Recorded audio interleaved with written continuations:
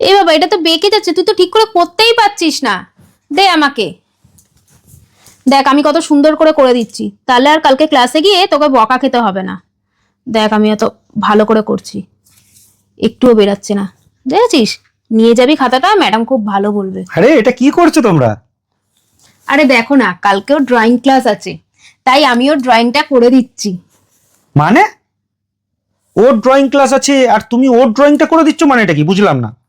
আরে ওকে দিয়েছিলাম করতে, ও ভালো করে পাচ্ছে না, এবার ভালো করে না করে ম্যাডামের কাছে যদি না নিয়ে যায়, তাহলে তো ম্যাডাম কালকে ক্লাসে ওকে সবার সামনে বকবে, ওই জন্য আমি করে দিচ্ছি। মানেটা কি? ওকে ম্যাডাম হোমওয়ার্ক দিয়েছে বাড়িতে প্র্যাকটিস করার জন্য, যাতে ওর একটু নলেজ বাড়ে, সেই জায়গায় দাঁড়িয়ে তুমি যে ওর হোমওয়ার্কটা করে দিচ্ছ, এটা কি উচিত হচ্ছে? তুমি ওর হোমওয়ার্কটা যদি করে দাও তাহলে ও কি শিখবে?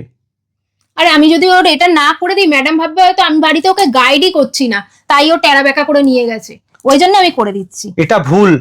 একটা বাচ্চাকে গাইড করা মানে এটা নয় যে বাচ্চার হোমওয়ার্কটা তুমি নিজের হাতে করে দেবে। একটা বাচ্চাকে গাইড করার মানে এটাই যে বাচ্চাটা হোমওয়ার্কটা ঠিক মতো করছে কিনা সেই দিকে নজর রাখা। আজকে ওর হোমওয়ার্কটা ওকেই করতে দাও।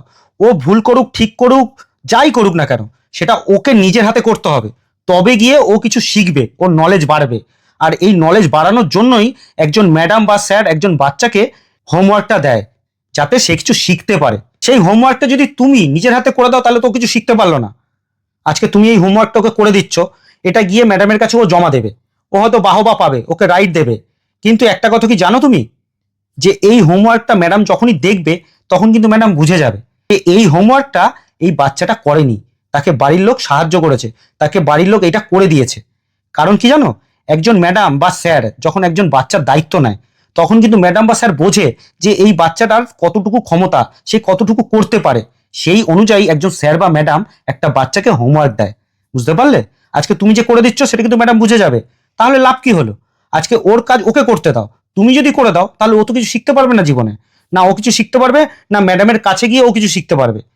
বুঝতে পারলে আমি কি বললাম? হ্যাঁ, এই নাও পেন্সিল ধরো, এ নাও তোমার ড্রয়িংটা তুমি করো, যেমন পারবে তেমনই করো, একদম ভালো হোক খারাপ হোক তুমি করো। একদম ঠিক। ওর কাজ ওকে নিজে করতে দাও, ওটা ঠিক হোক ভুল হোক ওকেই করতে দাও। ও যদি কালকে ম্যাডামের কাছে গিয়ে বকাও খায়, তাহলে সেই বকাটা ওকেই শুনতে দাও। ও যাতে বুঝতে পারে যে আমার কোন জায়গাটায় ভুল হচ্ছে, ম্যাডাম আমাকে কেন বকছে। সেই বকার জায়গাটা যদি তুমি আগে থেকেই বন্ধ করে দাও, তাহলে ও জীবনে কিচ্ছু শিখতে পারবে না। শুধু ওকে শেখানোই হবে, শুধু ওকে ক্লাসে পাঠানোই হবে। ওকে ওর মতো করে শিখতে দাও। তুমি পাশে থাকো, গাইড করো, তাই বলে ওর কাজটা ওকে করতে দাও, তুমি নিজের হাতে করে দিও না। এটা কখনোই উচিত না। বুঝতে পারলে তো? হ্যাঁ তুমি ঠিকই বলেছো, আর কখনো এরকম করো না। করো ঠিক করে করো।